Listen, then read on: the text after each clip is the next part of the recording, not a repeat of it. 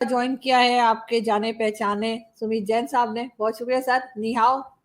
निहाओ जी, thank you so much. Sir सबसे पहले तो ये बताइए कि एक तरफ तो खैर वो हम सब आजकल एक ही बात कर रहे हैं और वो है जाहिर है कि फलस्तीन और या हमास और इसराइल समझ लीजिए कि उसकी बात हो रही है। अब तो खैर इतनी मैं किसी से आज ही कह रही थी, इतनी वीडियोस आ चुकी हैं या इतने टीवी शोज हो चुके हैं कि अब कोई बात शायद ही रह गई हो जो हमने डिस्कस ना की हो। लेकिन एक चीज जो डिस्कस नहीं हो रही वो है कि इसका हल क्या है।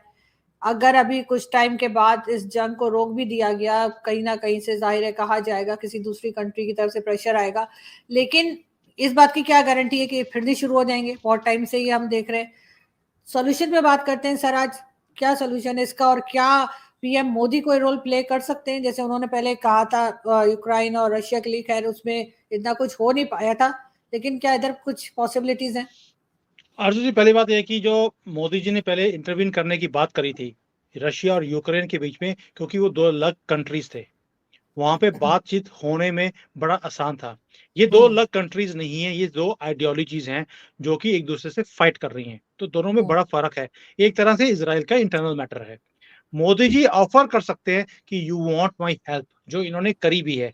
लेकिन जो वहां के जो प्रधानमंत्री हैं नेतन्याहू, उन्होंने ओपनली बोल दिया, I do not want anybody's help, मैं ये चीज को अपने आप सॉल्व कर सकता हूँ।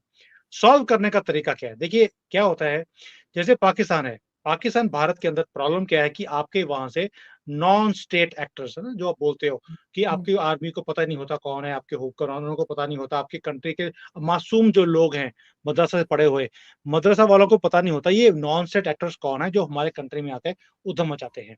वही हाल वहां पर भी है कि अब पैलेस्टीन ने पहले तो बड़े भगड़े डाले, जब वहां जाकर उन्होंने इजराइल के लोगों को मारा तो बहुत ज्यादा इन्होंने पटाखे भी जलाए, ईरान के अंदर भी, दुनिया के अंदर भी, और पैलेस्टीन के अंदर तो बचे ही बचे।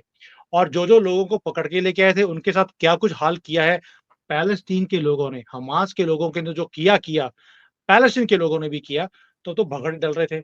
और जैसे ही इसराइल ने उसी भाषा में जवाब देना शुरू किया तो इन्होंने रोना शुरू शुरू कर दिया। हल ऐसे नहीं निकलता है कि आप जो मर्जी करें, लेकिन जब आपके साथ वही हाल होता है, पिछवाड़े में बॉम्ब फेंक डाले जाते हैं, तो आपकी चूं-चूं निकलती है। अब इज़राइल नहीं छोड़ेगा। देखिए, एक हद होती है हर चीज़ की। आप बिना बात पे दूसरे को तंग करते रहो, उसी भाषा में जवाब इज़राइल को भी देना आता है, जैसे मोदी जी उसी भाषा में जवाब देते हैं अभी। सो ये जो आप बोलती है कि हल क्या है? हल ये है कि भई पैलेस्टीन वाले माँगते हैं कि नॉट पैलेस्टीन, हमास वाले लोग, जो वहाँ के मुसलमान, वो कहते हैं हमें अपनी अलग कंट्री चाहिए। मुसलमान को तो हर जगह में अपनी अलग कंट्री चाहिए। वो भी जहाँ पे आपको अलग कंट्री दी हुई थी, वहाँ पे आपने कौन से कोई चाँद घर क्रिएट कर दिया? वहाँ पे आपने क्यों कौन से चंद हम पंजाबी बोलते हैं, कौन सा चंद गुल खिलाया आपने? हम्म। वहाँ पे तो आप एक दूसरे के गले काट रहे हो। अब आपको दोबारा से एक और कंट्री चाहिए, पैलेस्टीन, वो मिल जाएगा। क्या ये हाल है उसका? उसके बाद उनको इज़राइल भी चाहिए, क्योंकि यहूदी बैठे, यहूदियों को इन्होंने खत्म करना है, क्योंकि वो कहते हैं हमारे कुरान में लिखा है कि इन सबको जब तक खत्म नहीं होगा तब तक कुरान का झंडा नहीं गड़ेगा पूरी दुनिया में। तो जब जो खत्म हो जाएंगे फिर आप क्रिश्चियंस के पीछे लग जाओगे। फिर जौन जौन सी क्रिश्चियन कंट्रीज हैं उसमें क्रिश्चियंस को मारना है। हिंदू तो आपके टारगेट में शुरू से रहे हैं, क्योंकि एक हिंदू ही है जिसने गले कटवाए लेकिन अपने कंट्री को नहीं छोड़ा। तो ये जो पागलपन है, आप कहते हैं सोल्यूशन क्या है? सोल्यूशन एक ही है कि जहां से ये पागलपन शुरू होता है उसको पहले खत्म करना पड़ेगा। वो है मदरसा, हम्म। मैड रस। मदरसा का मतलब है पागलपन का रस जहाँ लेकिन पिलाया जाता है। बस, सर और कोई सॉल्यूशन नहीं फलस्तीन हो या सकता। हमास हमास को भी आप ये समझ रहे हैं कि ये भी कोई मदरसे से निकल कर आए?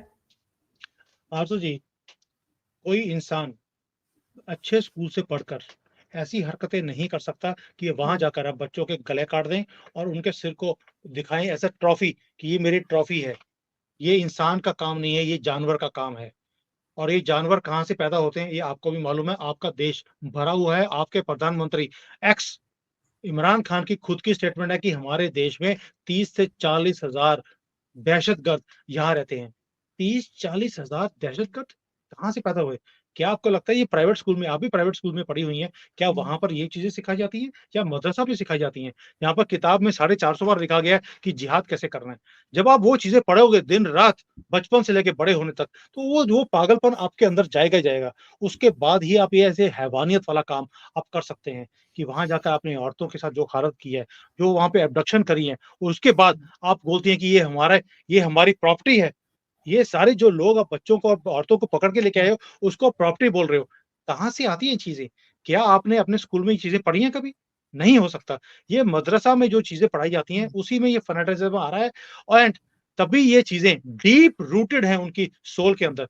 इसको जब तक आप खत्म नहीं करेंगे, ये पागलपन पूरी दुनिया से खत्म नहीं हो सकता। ये इश्यू ही नहीं है हमास वर्सेस इज़राइल का।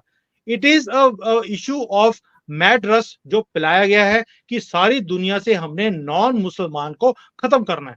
भई आप मैंने पाकिस्तान के बड़ी न्यूज़ चैनल्स देखे हैं, जो बोलते हैं कि ये टू नेशन थ्योरी होनी चाहिए और टू नेशन थ्योरी तो आपने भी करी थी। आप कौन-सा कुछ चैन से बैठे हो वहाँ पर? पाकिस्तान वाले भी कौन-सा चैन से बैठे हैं? टू नेशन थ्योरी के बाद भी आपको चैन नहीं है, अभी भी आपको भारत के अंदर इस्लाम जो है वो झंडा गाड़ना उसका। क्यों? आपने जो वहाँ पे किया था, वहाँ पे कौन-सा कुछ क्या कर लिया आपने? आटे की लाइन में लगे हैं पूरी कंट्री की कंट्री। तो ये पागलपन मैं बार-बार बोल रहा हूँ, ये पागलपन तभी खत्म होगा जब आप इसके सोर्स को खत्म करेंगे और इज़राइल उस मुकाम पर पहुँच गया है, उनकी यूनिवर्सिटीज़, उनके जो वहाँ पे मस्जिदें हैं, जहाँ पर इन चीज़ों को प्रमोट किया जाता है, वो हुँ। एक-एक करके सबको खत्म कर रहे हैं ताकि बेस ही खत्म हो जाए और कोई हल नहीं है इसका। सर बाकी जितनी दुनिया है, बाकी जितनी कंट्रीज़ हैं, उन पे आप क्या समझते हैं कि इस वॉर का या इस जो कॉन्फ्लिक्ट चल रहा है, जो झगड़ा चल रहा है, उसके क्या इफ़ेक्ट्स आ सकते हैं?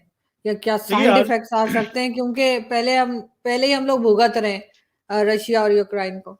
हुँ।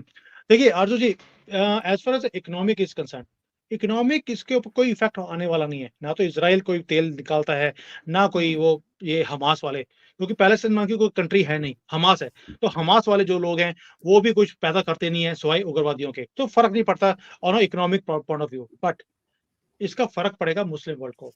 अब हुँ, देखिए आज मैं जिस कम्युनिटी में यहाँ रहता हूँ, वहाँ पर वो एक मुसलमान आदमी, लगता था मुझे पाकिस्तानी या कोई मिडल ईस्ट का आदमी था, ही केम कि उसको घर चाहिए था यहाँ पर किराए के ऊपर, कम्युनिटी ने नहीं दिया उसको and I was standing there मैं नीचे गया हूँ तो देखा उसने उसने मेरी तरफ आने की कोशिश करी, मैं पीछे हट यार बदबू आ रही इधर से।